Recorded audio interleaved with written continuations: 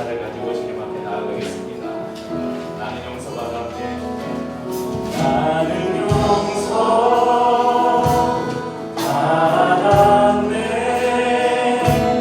살아계신 아버지 사랑으로 용납되고 정죄함 없네. 진실하신 아버지 사랑으로 나는 용서받았네. 나는 용서받았네.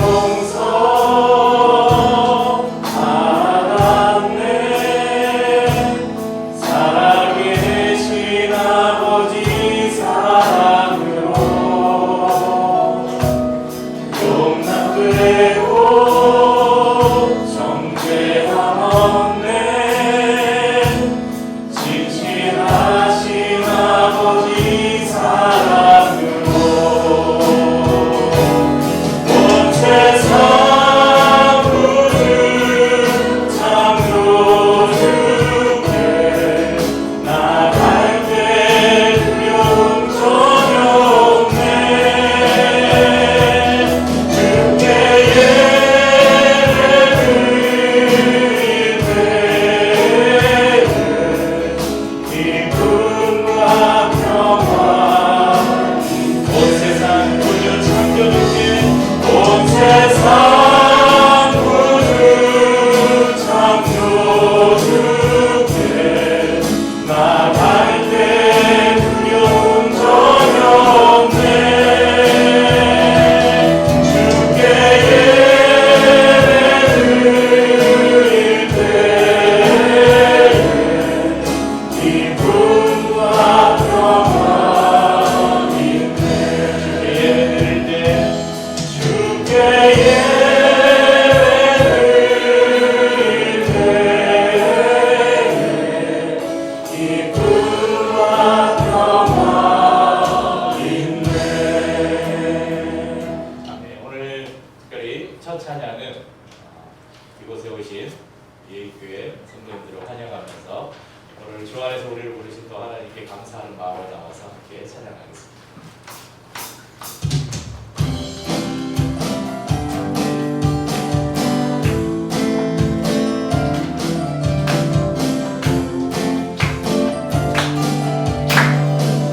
이렇게 좋은 날,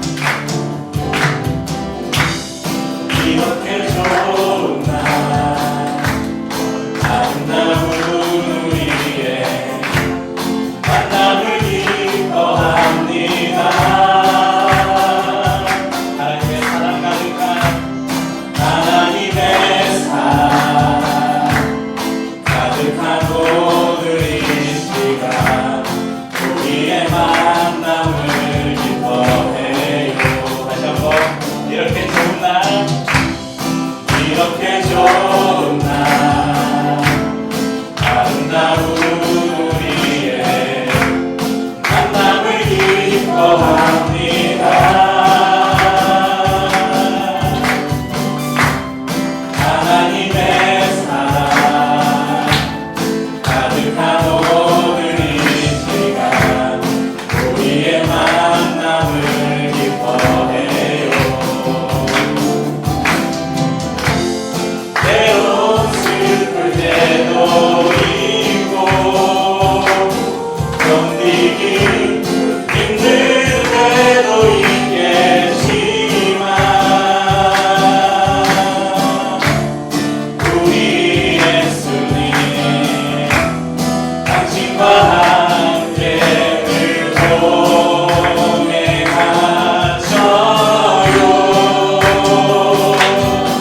이렇게 좋은 날, 이렇게 좋은 날, 아름다운 우리의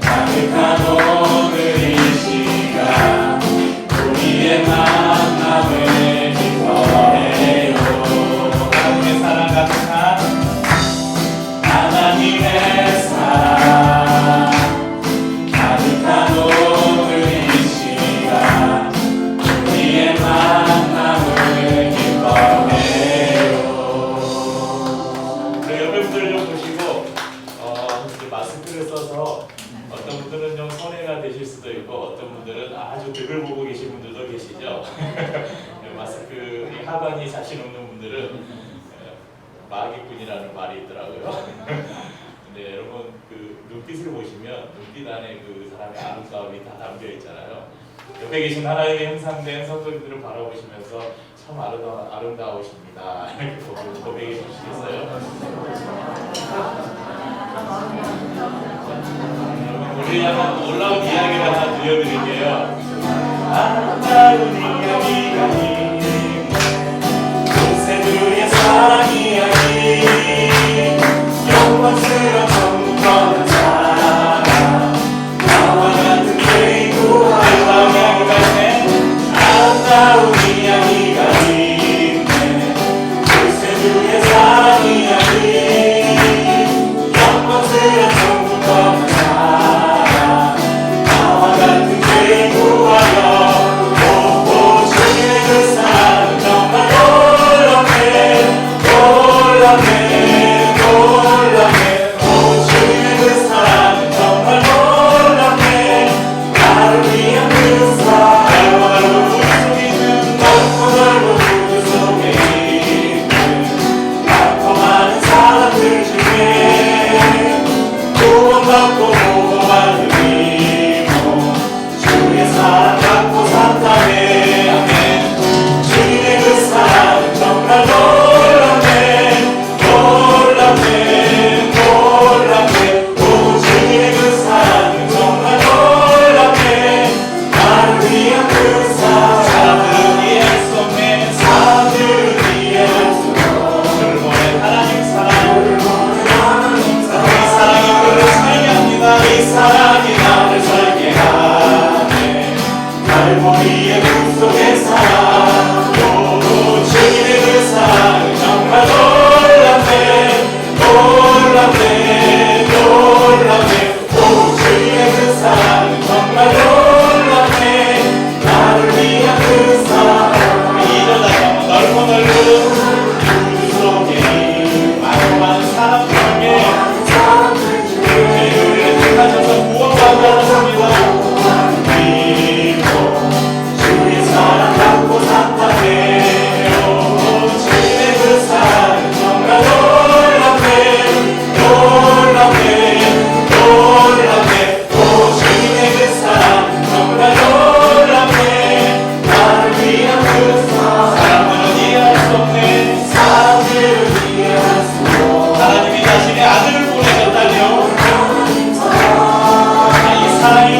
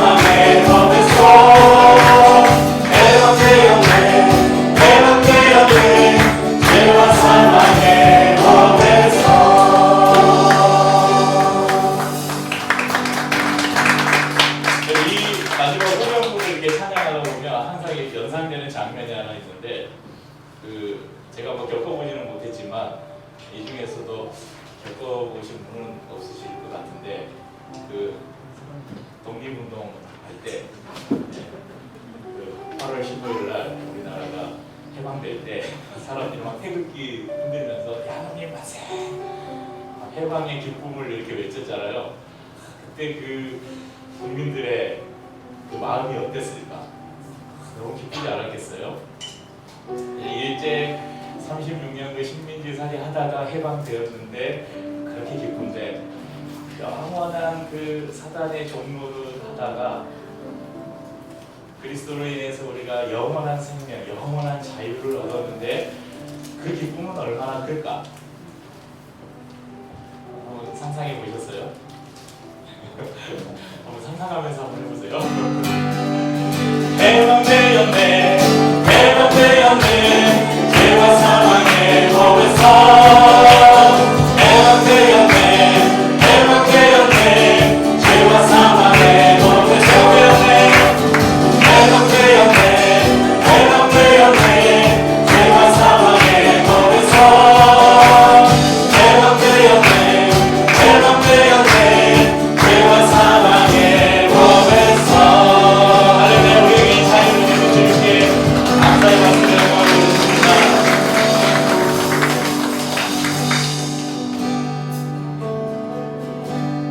아버지 사랑 내가 노래해, 아버지 은혜 내가 노래해, 그 사랑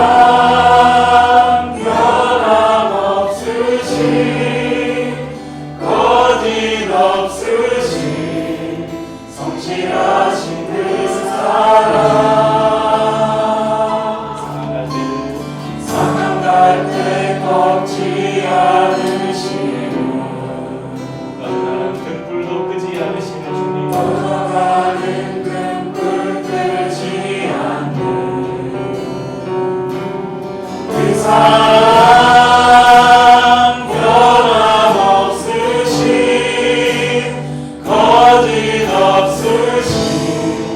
성실하신 그 사랑,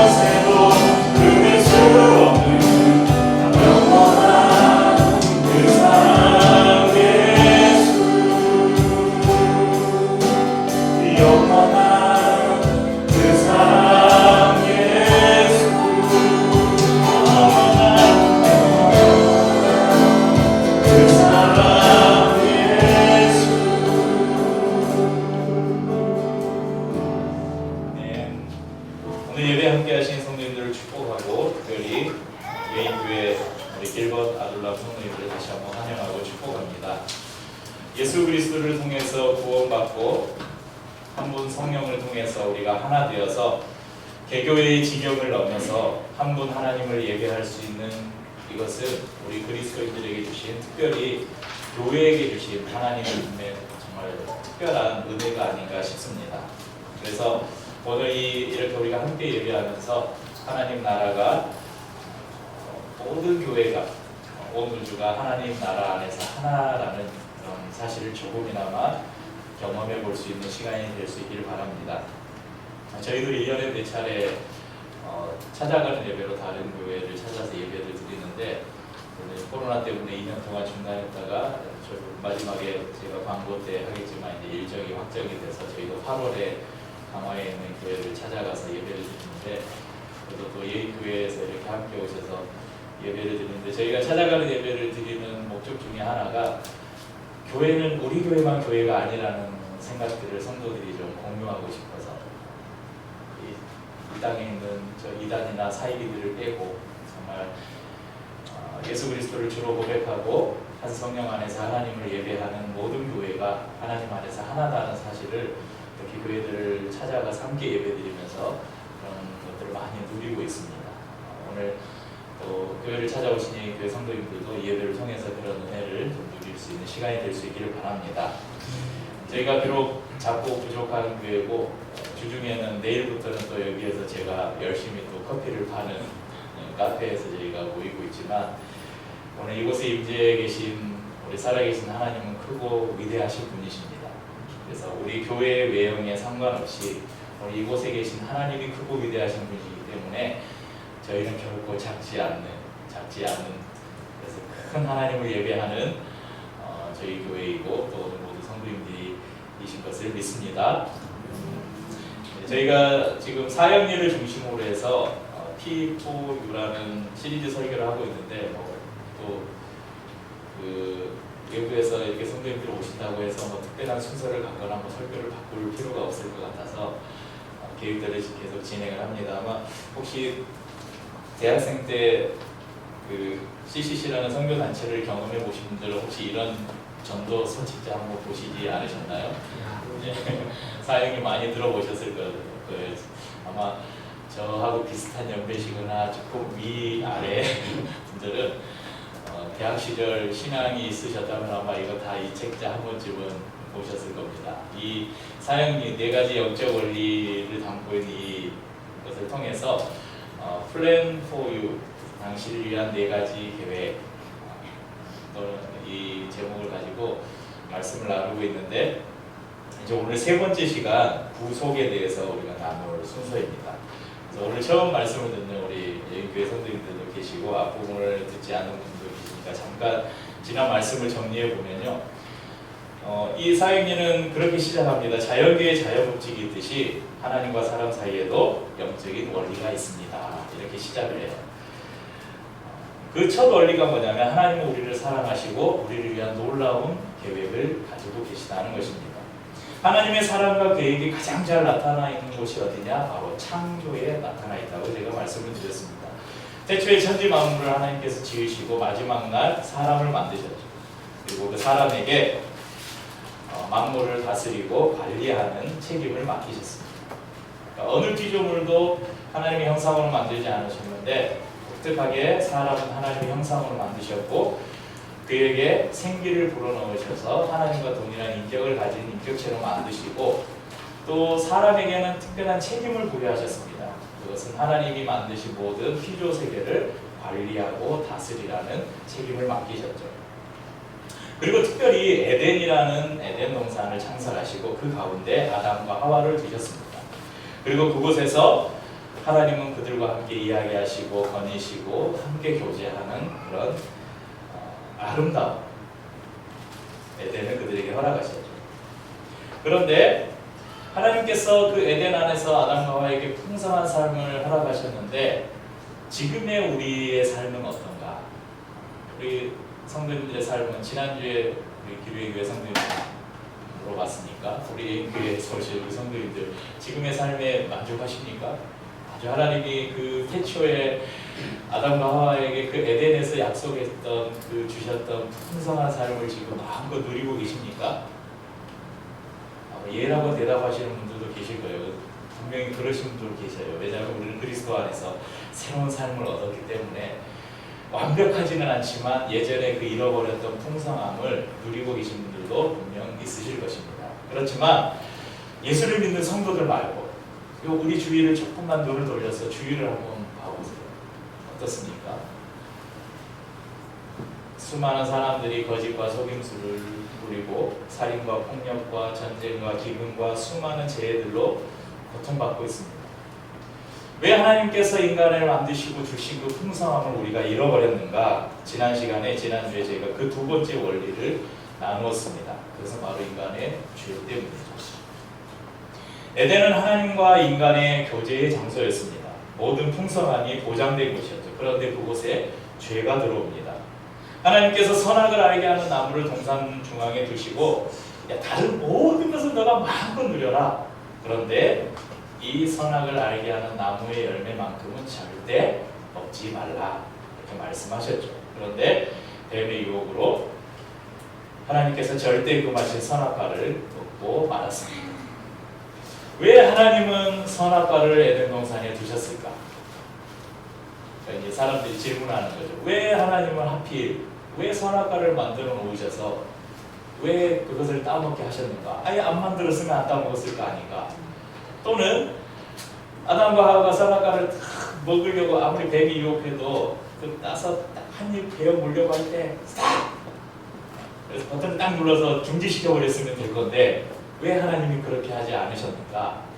이게 이제 의문이에요.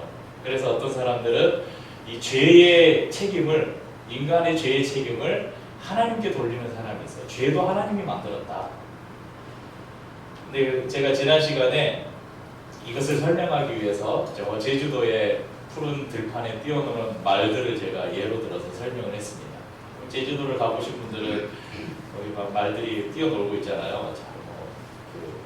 내처럼 파크 이런 데 가면 마사위에서 운영하는 끝이 보이지 않는 들판에 말들이 막 뛰어노는데 막 풀 뜯어먹고 하는데 그곳에는 모든 곳에 다 동일하게 있는 것이 있어요. 그게 뭐예요? 울타리가 있어요. 아무리 넓은 그 목장이라고 하더라도 주위에 다 울타리가 있습니다. 왜 울타리를 찾았을까요? 외부로부터 다른 것들이 넘어오지 못하게 침입을 방지하기 위해서 또는 말들이 밖으로 뛰어나가서 차에 치이거나 집을 잃어버리거나 하지 못하도록 이 보호 장치로 이렇게 울타리를 만들어 놨죠. 그리고 이 선악과는 하나님께서 인간에게 주신 이 울타리예요. 울타리. 이것을 넘어가지 말라, 이것을 먹지 말라는 것은 첫째는 하나님의 주권에 도전하지 말라는 거예요. 너희는 아무리 내가 너를 나의 형상으로 만들었지만 너는 피조물이고 나는 창조주다. 이것을 넘어오지 말라는 거예요. 이 울타리를 주셨고요. 또 하나는 보호예요. 이것을 넘어가면 안 된다. 이것을 넘어가면 내가 너희를 지켜줄 수 없다. 하나님의 품 안에 있으라는 울타리가 바로 이 선악과입니다. 그런데 인간이 이 선악과를 먹었다는 것은 이 울타리를 넘어가 버린 거예요. 하나님의 주권에 도전한 것이고 하나님의 보호를 뿌리쳐버린 거예요.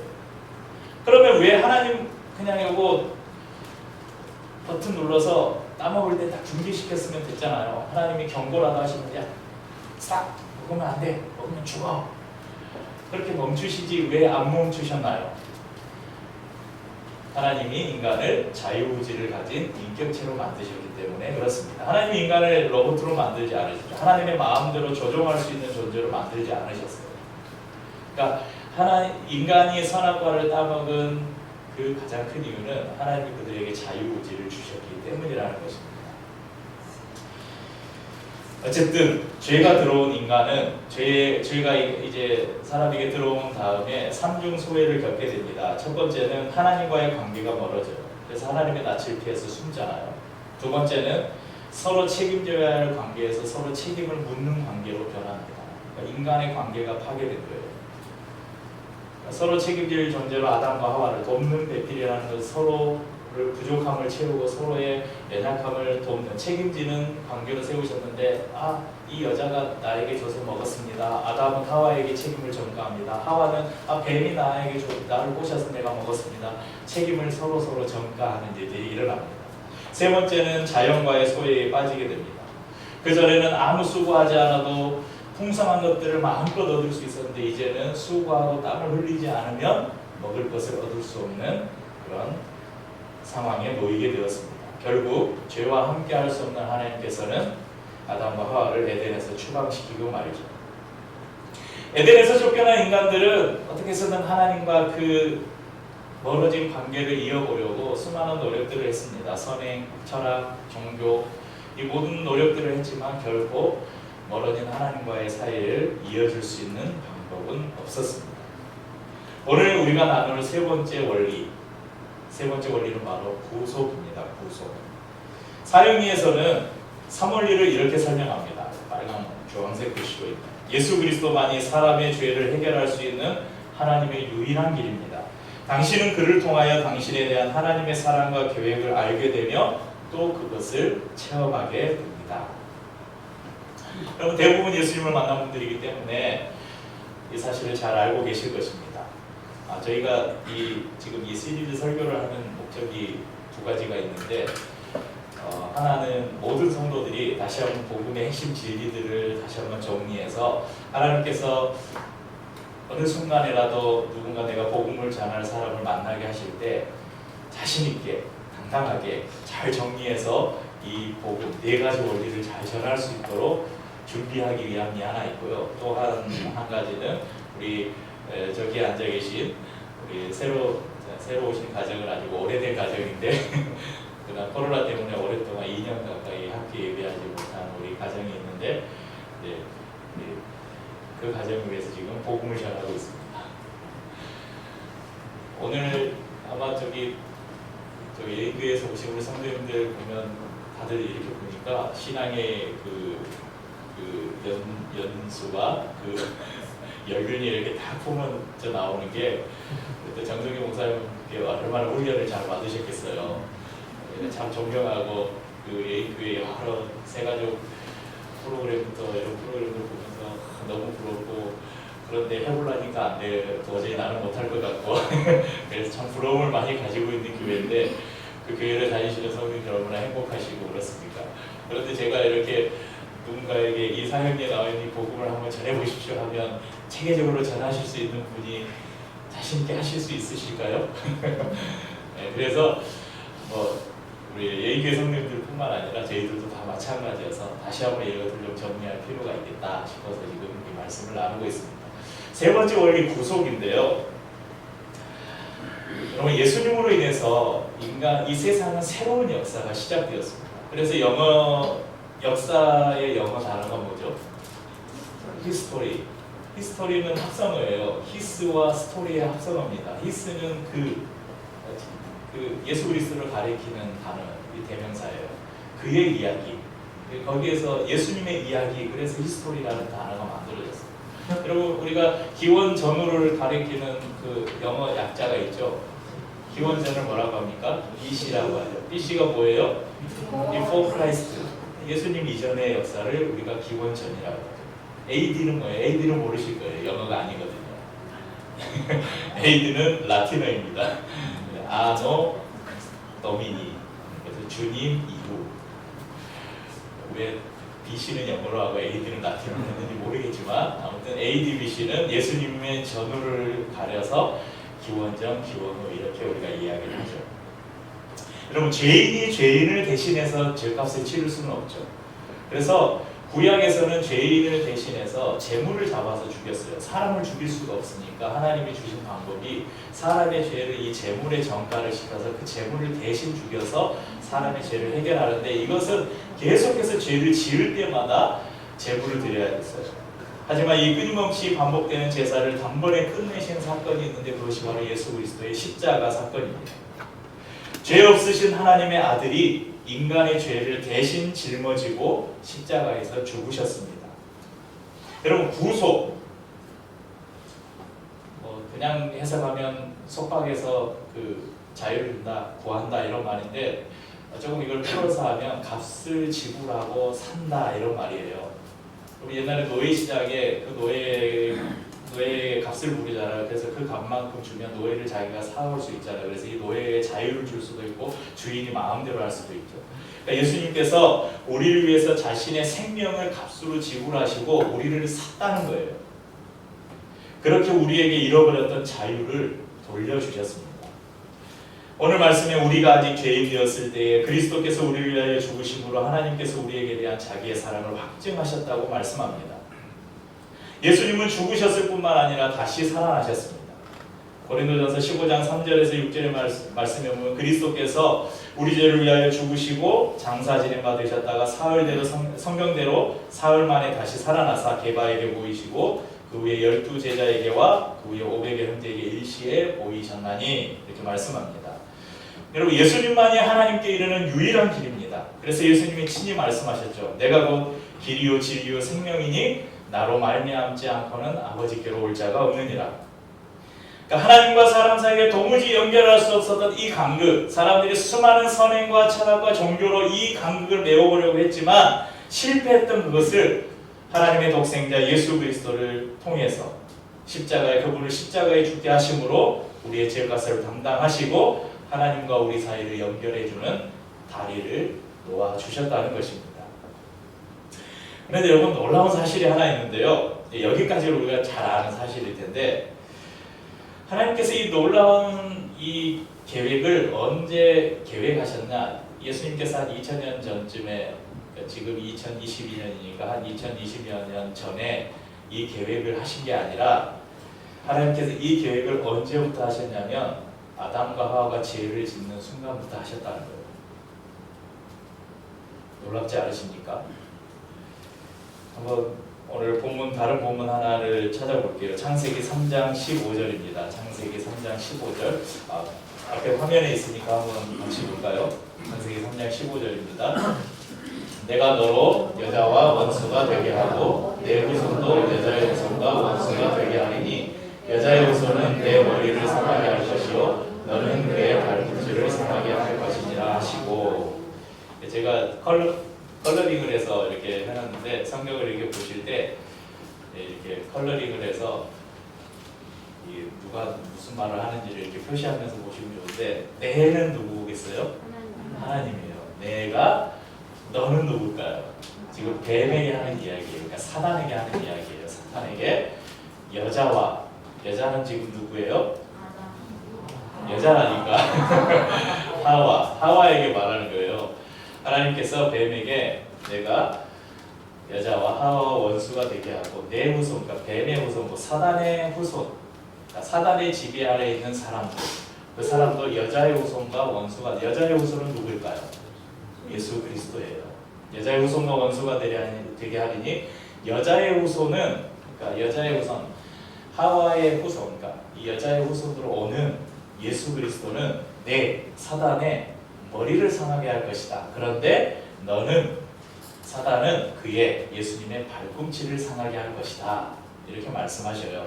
이게 무슨 말씀이냐면 머리는 뭐예요? 우리 몸에 가장 중요한 곳이잖아요. 머리가 깨지면 어떻게 돼요? 죽는 거죠. 그러니까 나중에 여자의 후손으로 오신 예수님은 사단의 권세를 완전히 깨뜨릴 것이다. 머리를 상하게 할 것이라는 것은 사단의 권세를 완전히 박살낼 것이다 이 말이에요. 그런데 너는 사단의 후손은 여자의 후손의 발꿈치. 여러분 왜 발꿈치라고 표현했는지 아세요? 우리 몸에 제일 단단한 부분이 발꿈치예요. 그래서 여러분들 바닥에 있거나 그러면 막 이렇게 하잖아요. 발꿈치로 이렇게 막 받고 그러죠. 여기 제일 고통이 없는 데거든요. 그러니까 뱀의 후손, 사단의 후손은 예수님에게 치명대 조금의 그 상처도 주지 못하는, 그러니까 아주 미약한 상처만 준다 이 말이에요. 그러니까 지금 이 말씀은 예수님의 십자가의 그 죽음을 예언하는 말씀이거든요. 이미 창세기 3장에서 인간이 죄를 짓고 예단에서 추방당할 때 하나님께서는 이 인간들을 긍휼히 여기시고 사랑하셔서 어떻게 인간들을 구원하실지 방법을 이미 그때부터 준비해 놓으셨다는 것입니다. 그로부터 너무 오랜 시간이 지났잖아요. 그러니까 인간에게는 이 시간이 너무 오랜 시간이에요. 그런데 하나님의 시간에 있어서는 그리 길지 않아요. 그래서 제가 그런 표현을 합니다. 인간이 여러분 오래 살면 성경을 따라 성경을 여러분 우리가 따라서 말씀드리자면 인간이 강건하면 얼마라고요? 70이요, 80이요, 강건하면 80 이렇게 산다는데 요즘 의학이 아무리 좋아졌다고 해도 100세 넘으면 너무 장수했다 그러잖아요. 근데 이 인간이 내가 너무 오래 살았다 그러면서 100살 살아도 하나님 앞에서 이 인간의 100살의 삶은 네, 여러분 눈 한번 잠깐 깜빡였다 떠오실래요? 그 순간이라는 거예요. 눈 깜짝할 순간이라는 거예요. 그러니까 하나님이 이미 그 아담과 하와가 범죄하는 순간부터 우리를 위한 구원의 계획을 만들어 놓으시고 그것을 차근차근 이루어 가셨어요. 그러니까 구약에서 계속해서 제사를 통해서 또 수많은 선지자들과 여러 가지 사건과 모양을 통해서 계속해서 말씀하셨어요. 그래서 히브리서에 보면 옛적부터 여러 부분과 여러 모양으로 말씀하신 하나님께서 이 마지막 날에 아들을 통하여 우리에게 말씀하셨다고 그렇게 기록하고 있어요. 그 아들을 통하여 말씀하시면서 바로 예수 그리스도 당신의 아들 이제 때가 되었다. 이제 내가 그 창세기의 그 에덴에서 아담과 하와를 쫓아내면서 그때 내가 계획해놨던 그 계획을 이제 실행할 때가 됐다. 그래서 당신의 아들을 이 땅에 보내신 것이죠. 그래서 예수님이 십자가에서 죽으시고 구원을 완성하십니다. 여러분 하나님께서는 아담과 하와를 에덴에서 추방하실 때 그들을 버리신 것 같지만 인간을 향한 하나님의 사랑은 지금까지 한 번도 변함이 없었습니다. 또 놀라운 사건이 하나 창세기 3장에 기록되어 있는데요. 21절에 보시면 창세기 3장 21절입니다. 여호와 하나님이 아담과 그의 아내를 위하여 가죽옷을 지어 입히시니라. 저희가 아무 생각 없이 읽으면 그냥 딱 지나갈 수 있는 단어의 한 구절인데요. 이 구절 안에 굉장히 놀라운 비밀이 숨겨 있습니다. 여러분 죄가 들어오기 전에는 사람들은 부끄러움을 몰랐어요. 그런데 사람 따라 따먹는 순간 죄가 들어올 때 아담과 하와는 서로의 벗은 몸을 보고 부끄러워했어요. 그러니까 서로 부끄러워했다는 것은 서로를 수치스럽게 여겼다는 것이죠. 그래서 무화과 나무 잎으로 자기의 수치를 가리게 됩니다. 그런데 하나님께서는 무화과 잎을 대신해서 가죽옷을 지어 입히셨다고 성경이 기록합니다. 여러분 가죽이 뭐예요? 짐승의 표피잖아요. 가죽옷을 만들려면 어떻게 해야 돼요? 짐승을 죽여야 돼요. 짐승이 피를 흘려야 가죽옷을 만들 수 있어요. 그러니까 가죽옷은 그 피 흘림을 상징하는 것이고 그 옷은 바로 수치를 가리는 것을 상징합니다. 그래서 레위기 17장 11절에는 이런 말씀이 있어요. 육체의 생명은 피에 있습니다. 내가 이 피를 너희에게 주어 제단에 뿌려 너희의 생명을 위하여 속죄하게 하였나니 생명이 피에 있으므로 피가 죄를 속하느니라. 여기에서 속하느니라, 피가 죄를 속하느니라. 이 속하느니라는 이 히브리어 단어 카파르라는 단어는 덮다, 가리다 이런 뜻을 가지고 있어요. 그러니까 짐승을 죽여서 피를 흘리고 그것으로 가죽옷을 만들어서 입히셨다는 것은 아담과 하와의 죄를 덮다, 그 죄를 가리워줬다 이 말씀입니다. 짐승의 피를 제단에 뿌리는 것으로 뿌리는 이 피로 말미암아서 죽을 수밖에 없는 인간의 생명을 이렇게 살리는 제사를 하나님께서 이스라엘 백성들에게 허락하셨잖아요. 그런데 그것은 구약에 한정된 속죄 방법이었어요. 그런데 이제 신약에 예수 그리스도를 통해서 이 구속의 방법이 온 우주에 미치게 되었습니다. 그래서 창세기에 하나님께서 가죽옷을 지어 입히시는 이 사건은 피를 통한 구속을 미리 보여주는 것으로 예수 그리스도의 보혈을 예표하는 아주 중요한 상징이고 사건입니다. 그럼 하나님은 만물을 창조하시고 심히 보기 만물을 창조하신 후에 사람을 지으시고 심히 보기 좋다 하셨습니다. 그리고 에덴 동산에서 아담과 하와와 함께 거니시며 아름다운 사랑의 교제를 나누시죠. 그런데 인간의 범죄는 에덴에서 쫓겨날 뿐만 아니라 하나님과의 단절이라는 결과를 낳았습니다. 그럼에도 불구하고 인간을 향한 하나님의 사랑은 끝나지 않으셨죠. 저희가 처음 읽었던 본문을 다시 한번 읽어보면 우리가 아직 죄인 되었을 때 우리가 아직 죄인 되었을 때에 그리스도께서 우리를 위하여 죽으심으로 하나님께서 우리에 대한 자기의 사랑을 확증하셨느니라. 그리스도께서 언제 죽으셨다고요? 우리가 아직 죄인 되었을 때에. 우리가 의로워져서 깨끗해져서 우리를 사랑하신 것이 아니라 우리가 여전히 죄인이었을 때 자신의 아들을 십자가에서 죽게 하심으로 하나님이 우리를 얼마나 사랑하시는가를 확증하셨다. 분명하게 증명하셨다. 성경이 이렇게 말씀합니다. 사랑하는 성도님들, 우리가 어떤 존재입니까? 이렇게 큰 하나님의 사랑을 받는 존재들입니다. 그럼 믿으십니까? 제가 자주 쓰는 비유가 있는데요. 여러분 같이 사서 가격을 모르겠네요. 십자가 예쁘지 않습니까? 오브제 십자가인데 산 같은 믿음이라는 오브제 십자가입니다. 근데 이걸 저희가 돈을 주고 샀어요. 누가 준 게 아니고 꽤 비싼 거예요. 이걸 사면 우리가 이거 얼마 주고 샀어요? 그러면 이것의 값어치가 매겨지잖아요. 그래서 우리는 어떤 시장에 가거나 어디서 물건을 사거나 하면 그 물건을 가리켜서 우리가 뭐라고 말해요? 얼마짜리예요? 이렇게 말하잖아요. 여러분, 그러면 여러분들은 얼마짜리입니까? 세연이는 얼마짜리야? 그럴 때는 이렇게 대답합니다. 우리는 예수님짜리예요. 예수님이 당신을 다 주셔서 우리를 사셨잖아요. 구속하셨잖아요. 그러니까 당신의 생명값만큼 우리가 소중한 존재라는 거예요. 옆에 분에게 여러분 축복할까요? 당신은 예수님짜리입니다. 여러분 주위에 어떤 사람들이 명품백 들고 명품 옷으로 다 치장하고 지금 외제차 타고 다니고 그런다고 너무 부러워하지 마세요. 뭐 그거 하면 얼마나 하겠어요. 뭐 몇백 몇천. 차는 좀 비싸겠네요. 차는 뭐 몇억 한다고 너무 부러워하지 마세요. 우리가 예수님 자리인데 얼마나 존귀한 사람들입니까? 그래서 좀 별로 그런 거 부럽지 않아요. 여러분들은 그러시죠? 우리가 예수 그리스도를 통해서 구원받은 하나님의 사람들인데 뭐 그까짓 거. 그런데 이 사실을 아는 것만으로는 충분하지 않습니다.